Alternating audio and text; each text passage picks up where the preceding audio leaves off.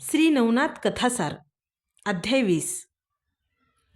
गोरक्षला व मारुतीला दोघांनाही भांडण करू नका असे सांगून श्रीराम परत स्वस्थानी गेले। त्यानंतर मारुतीही गोरक्षनाथापासून अदृश्य झाला। तो थेट राणी मैनाकीनी राहत असलेल्या शृंग मुरुड गावी गेला। रात्रीची वेळ असल्याने मैनाकीनी गाढ झोपलेली होती। मारुतीने तिच्या महालात जाऊन हळूच हलवून तिला जागे केले।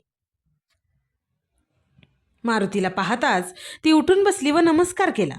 तेव्हा मारुती मैनाकिनी, किलोतळे, पद्मिनी अशा वेगवेगळ्या नावांनी संबोधून तिला म्हणाला, मी तुला वचन दिल्याप्रमाणे तुझ्याशी मच्छिंद्रनाथाचा संग घडवून आणला। त्यापासून तुम्हाला मीननाथ नावाचा मुलगाही झाला। मच्छिंद्राचा शिष्य गोरक्षनाथ त्याला घेऊन जाण्यासाठी येथे आला आहे। तो सिद्धयोगी आहे, महापराक्रमी आहे। त्याने माझा सुद्धा पराभव केला आहे।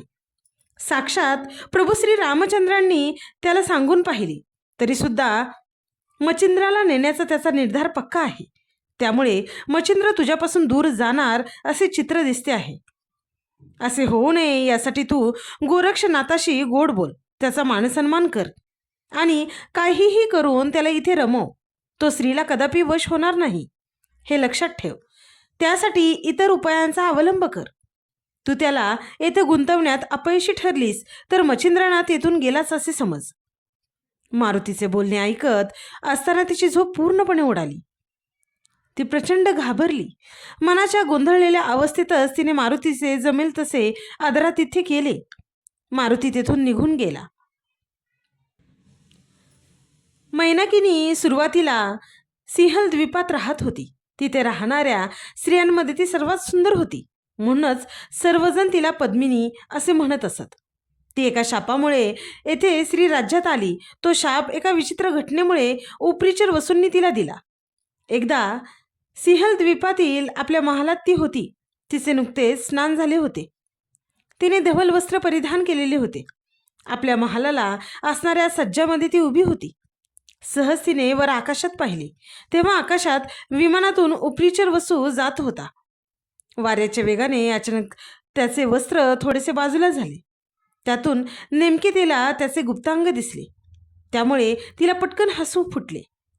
तिचे हसणे ऐकून ती का हसली हेही त्याच्या लगेच लक्षात आले। त्यामुळे त्याला क्रोध आला। क्रोधाच्या भरात लगेच त्याने तिला शाप दिला, तुझ्या मनात माझ्याविषयी वासना उत्पन्न झाली, त्यामुळे तू मला हसलीस। आता पुढे तुला श्रीराज्यात राहावे लागेल, जिथे तुला एकही पुरुष दिसणार नाही। तो शाप ऐकून तिला रडू कोसळले। तिने वसूची क्षमा मागितली, त्याची मनापासून प्रार्थना केली। तिने या शापातून सुटण्यासाठी उपशाप मागितला। वसूलाही तिची दया येऊन त्याने उशाप दिला। श्रीराज्यात सध्या किलोतळा नावाची राणी आहे। त्या राणीच्या मृत्यूनंतर तू राणी होशील, तेव्हा तू मारुतीची प्रार्थना कर। तुझ्यावर तो प्रसन्न होईल आणि वर माग असे म्हणेल। तू त्यापूर्वी वचन माग, तो लगेच तुला वचन देईल। त्यावेळी तू त्याला म्हण, आमच्या श्रीराज्यात फक्त तुमच्या भुभुकाराने संतती होते व त्यातही केवळ स्त्री संतती जगते, पुरुष जन्मलाच येत नाही। मला तुमच्याशी प्रत्यक्ष अंगसंग करायला मिळावा, मला तुम्ही ते सुख द्यावे।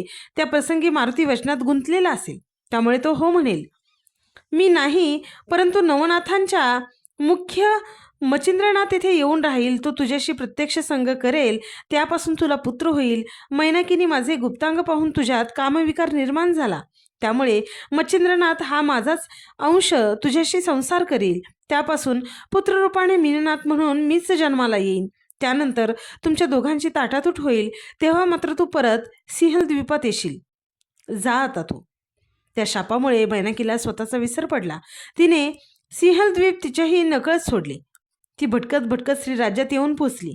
श्रीराज्यातील शृंग मुरुड या गावी राणी राहत असे, म्हणून तीही त्या गावात गेली। तेथे एक स्त्री चर्मकाराचे काम करताना दिसली। ते पाहून ती तिच्या घरात गेली। तिला कामासंदर्भात विचारले, तेव्हा त्या स्त्रीने मैनाकिनीला स्वयंपाक कामासाठी ठेवून घेतले। तेथील राणीचे नाव किलोतळा होते। ती वयाने आता बरीच थकली होती। आपल्यानंतर राणी कोण व्हावे हे ठरवण्यासाठी तिने एक हत्तीन त्या गावात फिरवली। हत्तीनीच्या सोंडेत फुलांचा हार दिला. तो हार ती जिच्या गळ्यात टाकेल ती भावी राणी होईल असे घोषित करण्यात आले होते. ती हत्तीन फिरत फिरत त्या चर्मकारीन स्त्रीच्या घरी थांबली. तिने घराबाहेर उभ्या असणाऱ्या मैनाकिनीच्या गळ्यात तो हार घातला. त्यामुळे किलोतळा राणीनंतर तेथील सर्व स्त्रियांनी आपली राणी म्हणून मैनाकिनीचीच निवड केली. मैनाकिनीने राणी झाल्यानंतर मारुतीची प्रार्थना केली. मारुती प्रसन्न झाला, त्याने वर दिला. त्याप्रमाणे मच्छिंद्रनाथ तेथे आला. तिच्याबरोबर संसारात रमला. त्यांना झालेला मीननाथ हा मुलगा दुसरा कोणी नसून उपरीचर वसूच होता. मैनाकिनी राणी झाल्यानंतर प्रथेप्रमाणे लोक तिलाही किलोतळा म्हणू लागले. कलिंगा नर्तिकांना घेऊन राणी मैनाकिनीला नृत्य दाखवण्यासाठी जाणार होती. त्या उद्देशानेच त्या सर्व नर्तिका श्रीराज्यात आल्या होत्या. म्हणूनच त्यांच्यात गोरक्षनाथही सामील झालेला होता. सीमेवरील चिनापट्टण गावात तो त्यांच्यात मिसळला होता. वाटेतील अनेक गावांना भेटी देत एकदाच तो जथ्था शृंगमुरुड गावात पोहोचला. शृंगमुरुड येथील एका धर्मशाळेत सर्वजण उतरले. कलिंगाने नृत्यासाठी आपण आलेचे राणीला पहारेकऱ्यांमार्फत कळवले. त्यावेळी राणीने सभेच्या ठिकाणी त्या सर्वांना येण्यास सांगितले. त्यावेळी गोरक्षाने मृदुंग वाजवण्याचे काम कलिंगाकडे मागितले. तेव्हा कलिंगाने त्याला तुम्ही पुरुष असल्यामुळे तेथे तुम्हाला कोणी आत घेणार नाही असे सांगितले. ताबडतोब गोरक्षाने मंत्र म्हणून स्वतःला स्त्री रूपामध्ये बदलून घेतले. त्यावेळी कलिंगेला सुद्धा त्याला अजिबात ओळखता आले नाही. तेव्हा कलिंगा व तिच्या सोबतच्या स्त्रियांनी त्याला दाद दिली. म्हटले, अप्सरेपेक्षाही देखण्या दिसता आहात, त्यामुळे तुमच्यावर कोणीही भाळेल. त्यावेळी कलिंगेपेक्षाही तो अधिक सौंदर्यवान दिसत होता. त्याने आपल्या हातात मृदुंग घेतला. राणीने सभास्थानी बोलवल्याचा निरोप आल्याने त्या सर्वजणी आपापली वाद्ये घेऊन तेथे पोहोचल्या. सभास्थळी उत्कृष्ट बैठक सजवली होती. मुख्य स्थानावर मच्छिंद्रनाथ, त्याच्या डावीकडे मीननाथ व मीननाथाच्या शेजारी राणी मैनाकिनी स्थानापन्न झालेली होती. नृत्य पाहण्यासाठी सर्व प्रमुख मंत्रिणी हजर होत्या. उत्तम उत्तम वस्त्रे व अलंकारांनी त्या नटलेल्या होत्या. मच्छिंद्रनाथ व मैनाकिनी यांच्या उजवी डावीकडे त्यांच्यासाठी राखीव असणाऱ्या खास आसनावर त्या विराजमान झालेल्या होत्या. कलिंगेसोबत असणाऱ्या नर्तिकांनी पायांना पैंजण बांधली. नृत्य सुरू झाले. वाद्य वाजू लागली. गोरक्ष स्वतः मृदुंग वाजवत होता. त्याने मृदुंगावर अप्रतिम ताल व बोल वाजवले.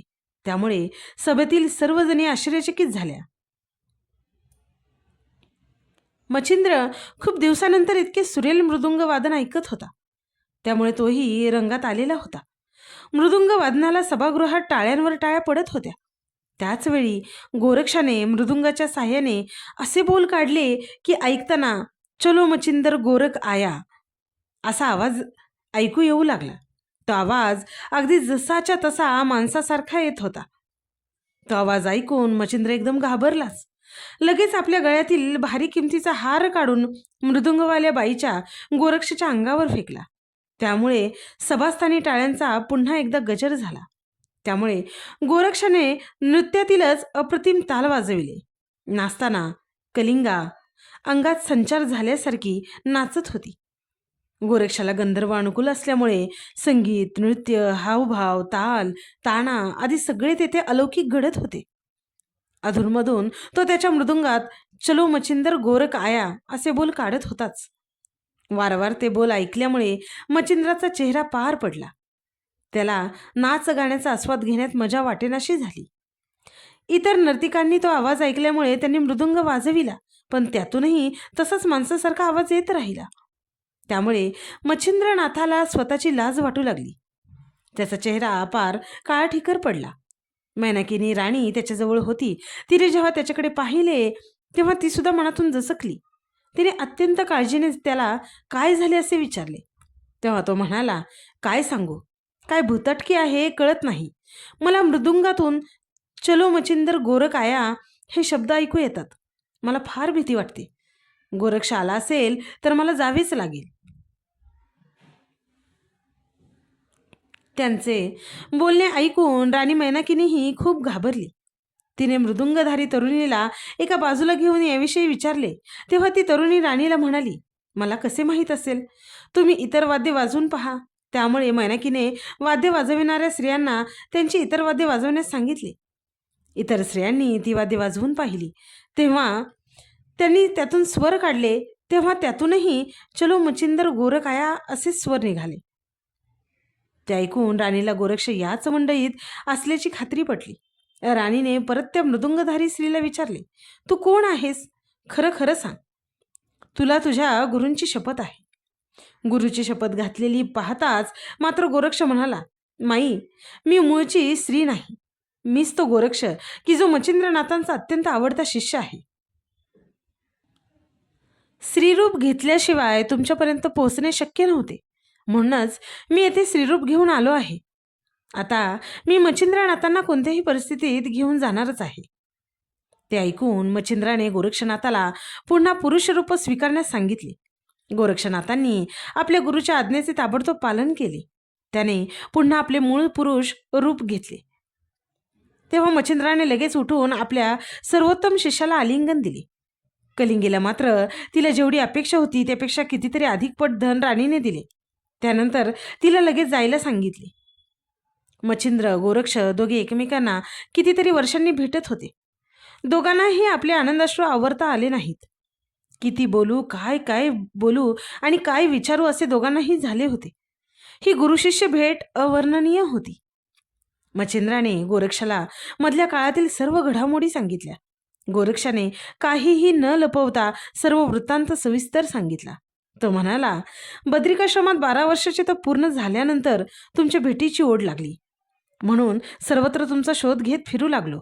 एके ठिकाणी कानिफनाथाची भेट झाली. त्याने तुमचा ठाव ठिकाणा सांगितला. त्यामुळे येथे आलो. आता आपली भेट झाली. गोरक्ष तळमळीने बोलत होता. त्यामुळे त्याच्या डोळ्यातून सतत अश्रूंच्या धारा वाहू लागल्या होत्या. त्यामध्ये तळमळ, दुःख, आनंद याबरोबरच गुरुच्या या अवस्थेबद्दल करुणा देखील होती. त्यानंतर मच्छिंद्रनाथाने अत्यंतिक प्रेमाने एका मांडीवर लाडका शिष्य गोरक्षाला तर दुसऱ्या मांडीवर आपला पुत्र मीननाथाला बसविले.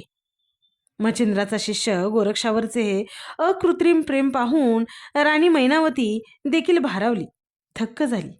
तिला मारुतीची आठवण झाली. मारुतीने सांगितल्याप्रमाणे गोरक्ष येथे राहिला तर आपल्याला अतिशय आनंद होईल असे तिला वाटले. मच्छिंद्रनाथांनी आपल्या हाताने आपल्या लाडक्या शिष्याला जेवू घातले.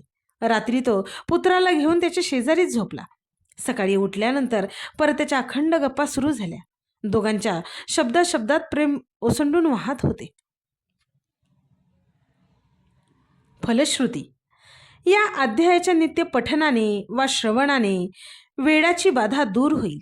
मन ताळ्यावर येईल. प्रपंच सुखाचा होईल.